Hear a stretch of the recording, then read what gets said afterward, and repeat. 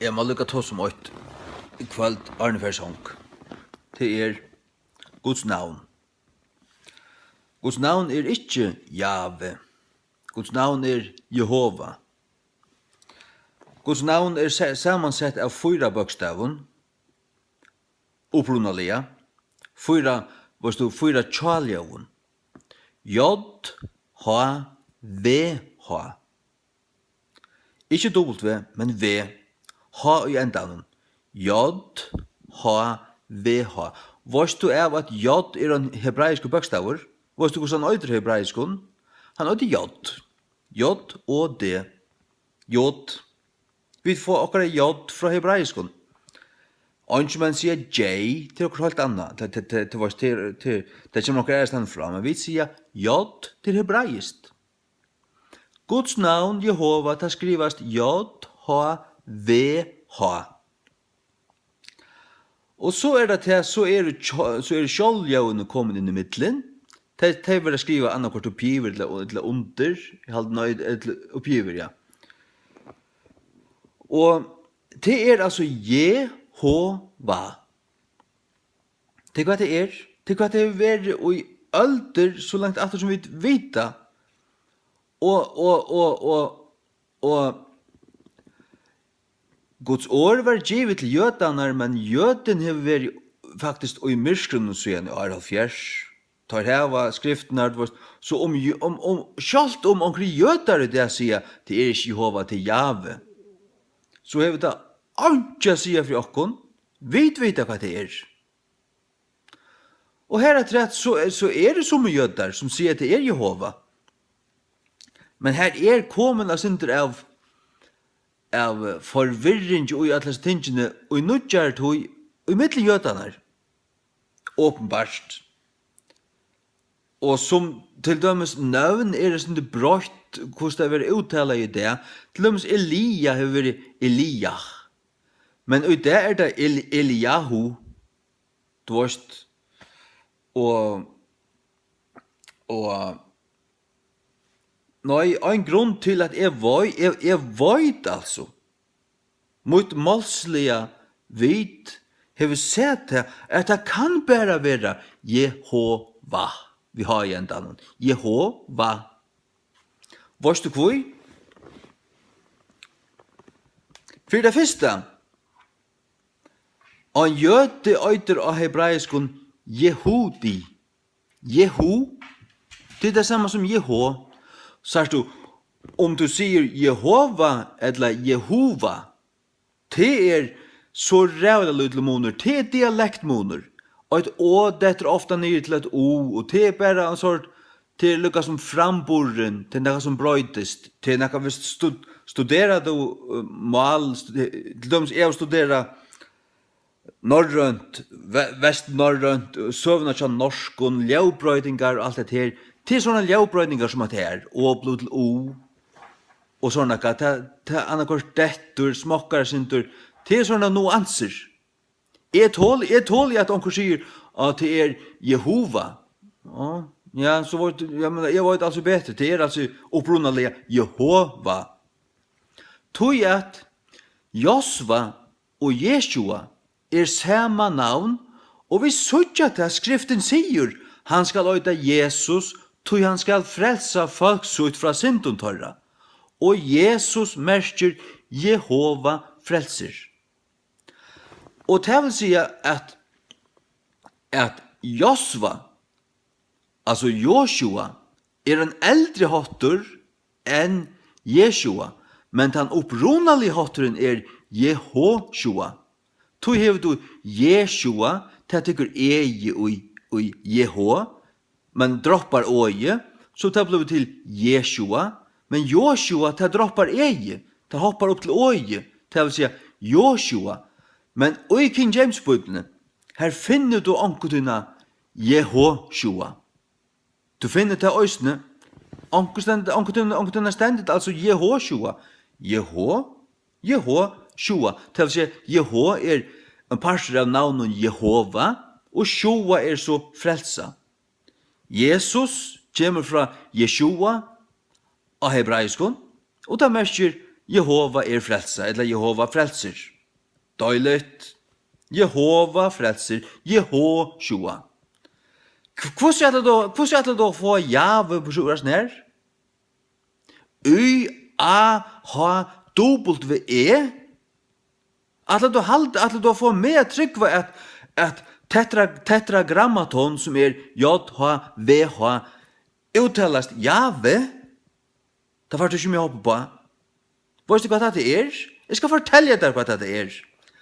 Hadde kommet fram vid hagro tusko kritikeren, tekstkritikeren, tar vilja skapa forvirring, tar av for det første ikke å gjøre her, tar av ikke å gjøre ved å blanda seg oppå i kvarsjugods år, den hebraiska teksten, eller neka som helst, tar kunne bare halda seg lengt vekk. Det øynaste som skulle hava neka vid Guds år å gjøre, det frelst blåvaskaje Guds bøten. Høytningar og folk som evnokta skapene, evnokta syndaflåna, evnokta under, sier at hatt fablar, hatt eventyr, ta kan halda seg søran til utanfyr, tar av ikke vid Guds år å gjøre. Du ikke sutja til, så så blindur. For det første, det måste du sutja, du tar stendig klart, og i Mosebøken, og i 4. Mosebøk, at prestane, levitiske prestane som skulle tjene ut i høylaste, og for så sannelig skulle de bli haksteprest, eller høvesprester, tar skulle være halgeier, vaskeier, tar skulle rekast, klæene vaskast, nudj klæer, salvast, ditten og datten, halgeier til tjenasto. Og så sluppet tar ikke tar sluppet ikke at tutja seg som det vanlige folk ikke gjør det. Tar sluppet ikke at tekka av høtten, tar sluppet ikke at skreia klæer så inn i alt det der. Til at tar skulle varvøyda sånn tign, og tar skulle sluppet ikke at giftast vi en skøtju, eller en fraskildar kone, tar skulle giftast vi en jomfru, tar var høylar for herran. Tar sluppet av nesta til høyla av tingene, og i tabernaklen. Det som nu høylagt til Guds år, og tar øynast som jeg slipper at narskast, at narskast til hvordan det skal være, og hva det tøyer, og alt det hva det merker, det skulle være høyla blåvaska i Guds bøten. Vaska under Jesu blåe, salvei, utvalgt til det. Det sier seg selv, det fullstendig innløsende. Ja. Jøde og hebraisken øyder Yehudi. Her atter Jeho. Det så øyla nær. Det vil si at det vil være Jehudi, så det dotter ned til Yehudi. Det merker et gudsfolk, en av Guds utvalgte folket. Og Jeho altså Jehova. Ikke jave noe som helst tvall. Humbuk og skrampul går det alt vekk. Det passar ikke til onkur oppfunnet for å skapa splid, for at Jesus Kristi likam skal være tvøybutt, sunderdalt om disse ting. Guds navn stadigvæk J-H-V-H, Jehova, Jehoshua, Jehoshaphat, Jehoshaphat, ikke Jave, Jehoshaphat, Jehoshaphat. Så hatt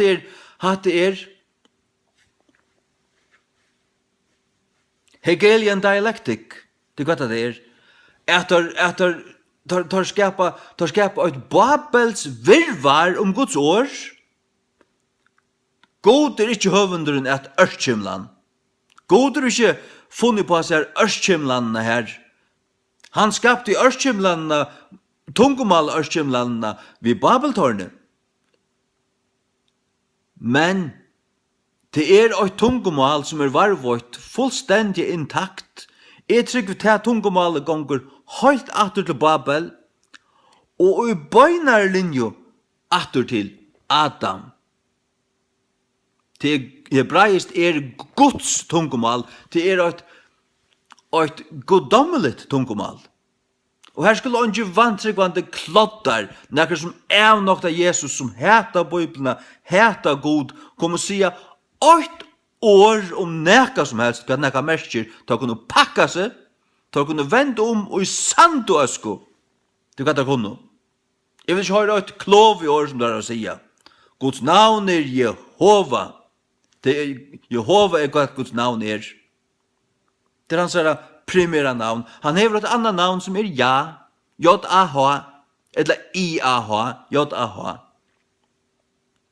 Til et annet navn, som stender i Salme 8 alltid. Viser noen navnet ja. Og til navnet sørst i endan av nekvun av Gamla testaments profeten. Du hever til dømes Esaia, E-S-A-I-A-H, I-A-H, her er Guds navn. Og studera du navnene, for å lese hva navnene merker, så merker det Ogan Guds, det er alltid et eller annet Guds, tar det givne til God, tar det Guds menn, tar det her God og ikke noen navnet. Jeremia, ja, Zakaria, I-A-H, I-A-H, I-A-H. Om vi så skriver J-A-H, det er det samme. Hvis du er tog at opprunalige er I og J, samme bokstaver, og til at angelsmenn uttaler J som J, Jesus, Jehova, til ångatutning, til å ikke si, til bare hvordan det uttaler det. Men først du nå lengt atter ut i enska, så var det ikke så. Så var det uttala I, eller som et J, som vi sier. Men hatt det fenomen som kommer fram og i malen, hatt det funnits i Soria-malen. Fyre bare fram til angsten 1930, og i av som bygde i Soria, her skjøtte det ikke Jesus, her skjøtte det Jesus. Hva skal jeg tog? Da så du ikke je, da så du je, og så om je vet ikke, je vet ikke. Og da så du Jesus. Og i Sore. Men så er det dato borstur.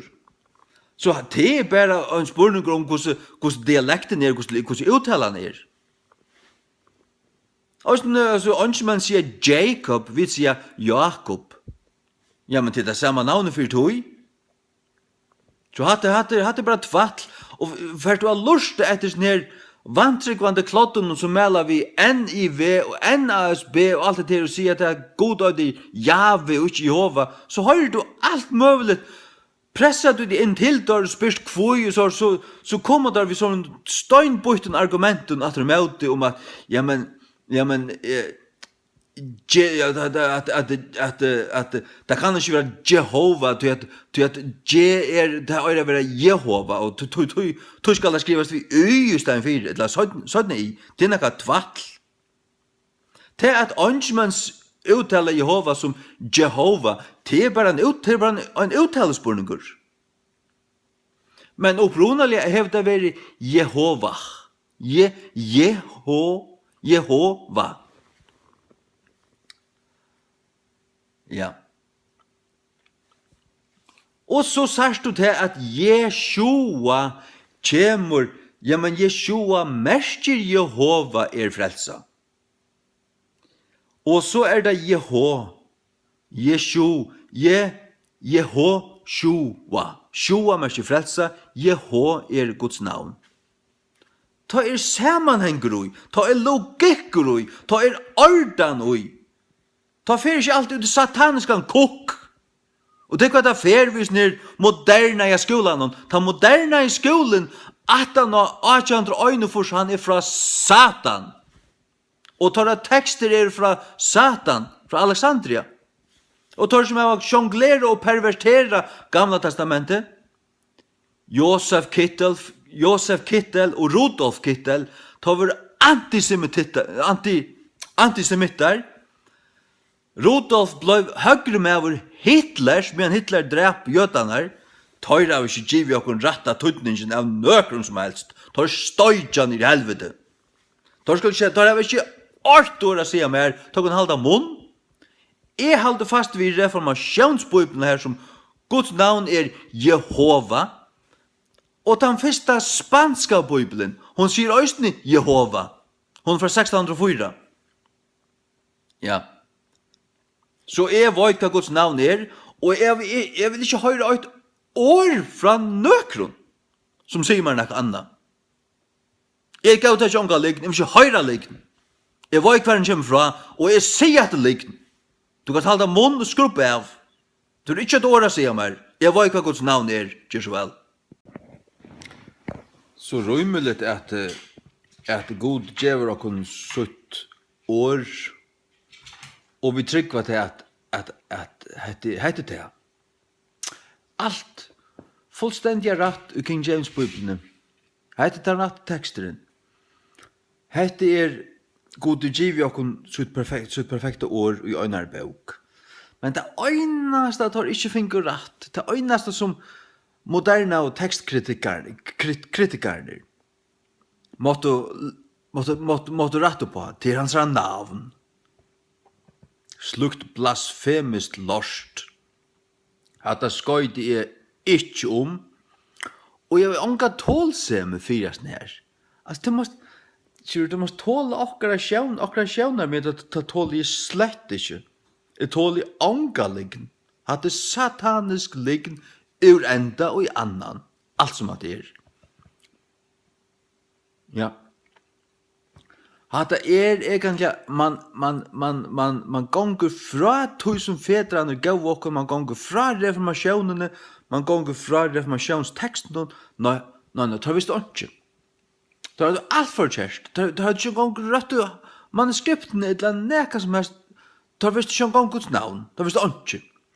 Nu skulle Grisbach og Vestgård og Horst og Eugene Naida og ditt og dattnes moderna i skolen si okkur alt. Vi perverterar av handrytun. Tar skulle læra okkur sannløygan, iver høver ikkje. Tar kunne halda munn. Og tid er fullstendig blåøgt og blind til som fyllt dem. Alvaret hos. Jeg finner Guds perfekte bøk, reformasjonsbøyblene, og enskun, her alt rett, enda Guds navn. Og jeg synes ikke sammenheng, jeg vet hvordan god er, han er en ordans god, han er ikke en avskils god. Som jeg sier, Jeshua og Joshua, det kommer fra Jehoshua, og Jehova er ui her. Jehova, det er hans navn, Jehova, han er ui her. Og det som i Bibelen er det alle viktig, er det Josafat, det er det King James, Jehoshaphat. Ja, øysni han er vel en part av Guds navn i ui her, ui sin navnet. Og ditt nu datten, man ser det ikke til skilui, til logikkurui. Sjálvandi er det her. Innlysande.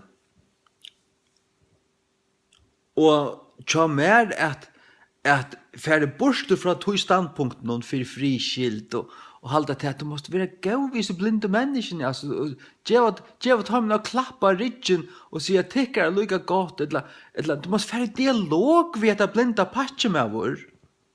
Nei. Det er ikke å diskutera neka som helst om. Jeg kun gjør det kun.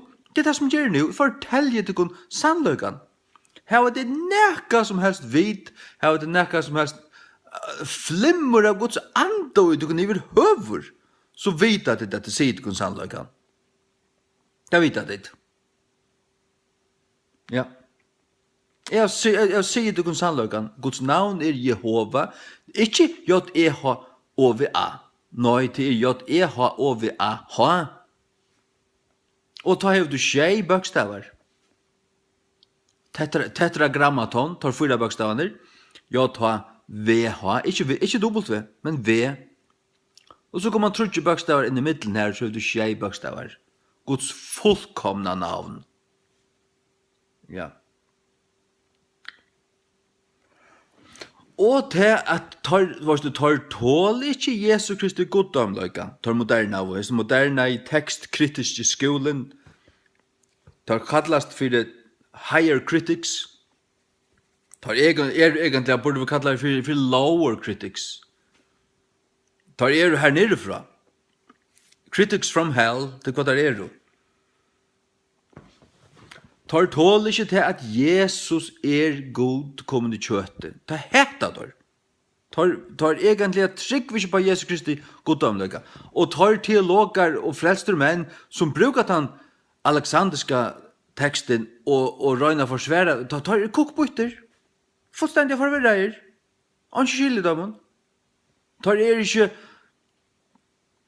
ikke høyler. Tar stand av sande og sier det være klett. Tar vidløy av falskje. Det kan det gjøre. Og sørst du, jeg sier til at Jeshua, eller Jehoshua, skal være familie ved Jave. J-A-Y-A-H-W-E. Hva det for nekka? Det ikke. Det en fløytjestamper. Du sagt ikke Jesus på nekra måte kom ut ur tog, eller være skilt tog, eller hava nekra av det gjerra. Det akkurat det tar vilja. Tar tål ikke at Jesus skal være kommet fra Jehoshua, og at det ikke, du sagt Jehova og i tog. Det tål det slett ikke. Tar heta Jesus. Vel, jeg elsker Jesus. Og jeg elsker Guds høylave bøk. Det reformasjonsbibelen enska. Her som Guds navn stender rett ui. Jehova. Tjej fyrir det gamla testamentet. Så mykje jeg vil si om det.